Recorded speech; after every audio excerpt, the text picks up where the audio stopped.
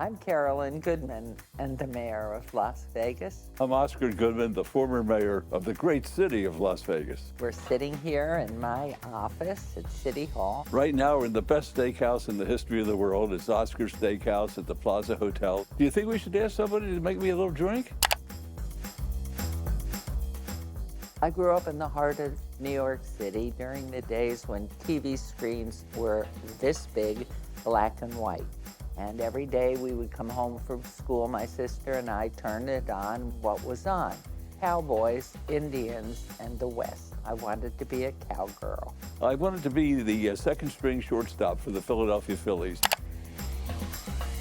Wow, how did we meet? If you talk to him, his nose is growing because he fibs. My roommate kept trying to fix me up with people she met and told me I'd met this great guy. He's so funny and he really is bright and fun. And so she took me to meet him on his campus. I looked at Carolyn and I looked at him. and she looked at me, and it just wasn't love at first sight. And We said hi, but there was no vibe at all. He followed me another time in our library. I had on Bermudas or a short kilt.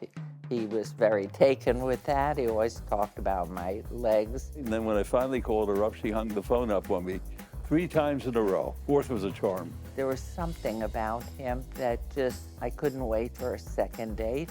I just couldn't wait to spend more time with him. Her father said that if I don't keep Carolyn in the style to which she's become accustomed, he will kick my rear end from here to 76th Street. They lived on 75th, and we started off this relationship with me saying to him, if you're big enough. So it wasn't exactly a love affair there with the parents, but over time we became very friendly. They were great in-laws, and I'd like to think I was a good son-in-law to them.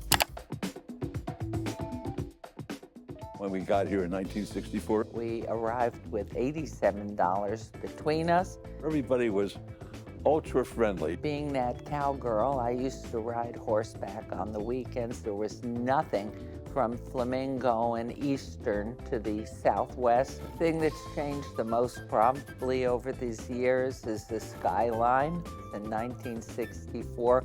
And as far as the eye could see, nothing. And wow, look at today. Here, it was just cool. It was casual.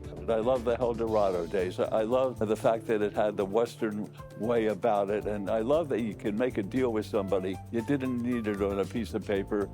You could do it with a handshake. At nighttime, he worked so hard during the day, and we were both just really pressed.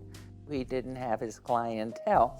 So the best restaurants we couldn't even get into. They wouldn't even take our reservation.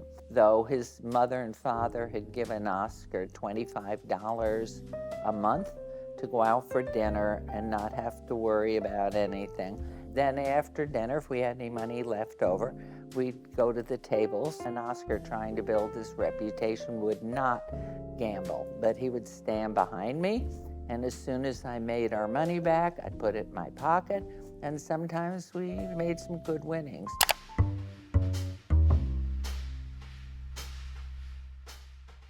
I should have gotten the Academy Award for that as the best supporting, an Oscar for an Oscar. But Carolyn said, these folks are away from their homes. Wouldn't it be nice to invite them over for dinner? So we invited Robert De Niro and Mr. Scorsese and Sharon Stone and Joe Pesci, and they all came over to the house, and she cooked a beautiful dinner for them, and they said, this is the best pot roast we ever had, because most of them were of Italian background, and it was a Jewish brisket that they were eating.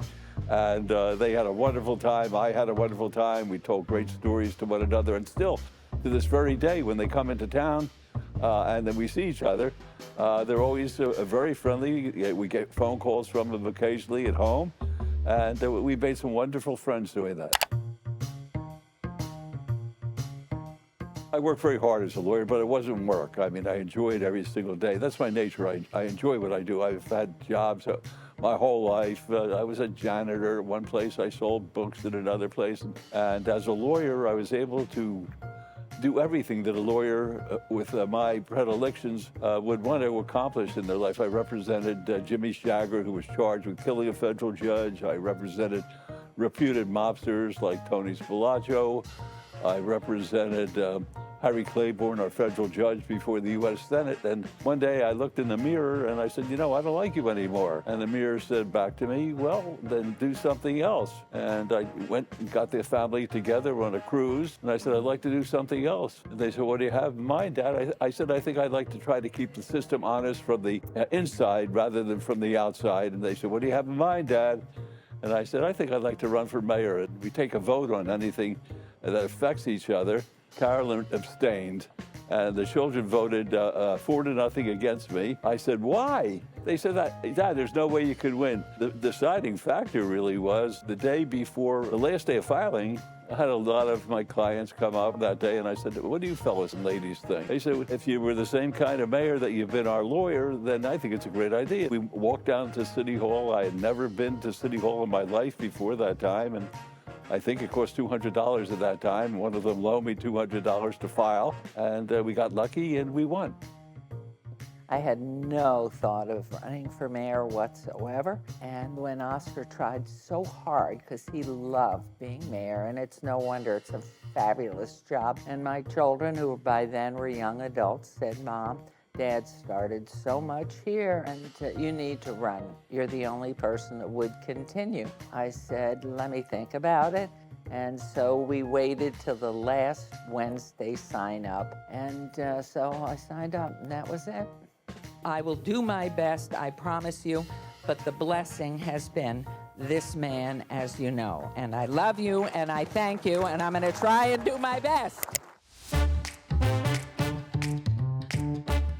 Like a duck going to water. From the moment she gets up in the morning, like 5 o'clock, just enjoys every second. When somebody loves what they're doing, and she's gonna miss it. She's really gonna miss it, because when you love it the way she loves representing this city, she's gonna be very, very hard to be replaced. He really can see far out, and I think a lot of it comes from the fact that he spent 25 years in the law. He really knew that he knew nothing about governing. So to go ahead and get the opportunity to learn from people who'd really been very successful, while he really is extremely confident in himself, which I love. And that to me was the greatest thing. There's nobody like her. The more you're around her, she's extraordinary. She's like Superwoman. She doesn't stop, and everything she does is for the good. Everything she does turns to gold. She puts her heart and soul into it, and she cooks every night because she knows I love her cooking. It's usually the things that I like the best because I like everything, and always gave me complete support. So what was there not to love? And on top of that, in my opinion, she's the most beautiful person I ever met. He's a soft, gentle, wonderful partner in life. I mean, my parents said, don't marry him, it'll never work. I mean, I really mean they meant it. Here we are 62 years later. We've been laughing for 60 years. But too, we fight, and he sulks, but we have a great time. And I love him. Duh. Well, the reason we came here was adventure. And both he and I, being relative newlyweds, had a whole life ahead of us, and opportunity, and what do you dream of? What do you think life should be like? And so what we've done these 60 years, I can't believe it, 60 years here in Las Vegas, is putting one foot in front of the other. It's just been so nice to live here and to be treated the way that people have treated us. This is not arrogance on my part, but when we go into a supermarket or we go into a restaurant, people treat us like we're special. We're not special. Both he and I have been so grateful for every day we've lived here.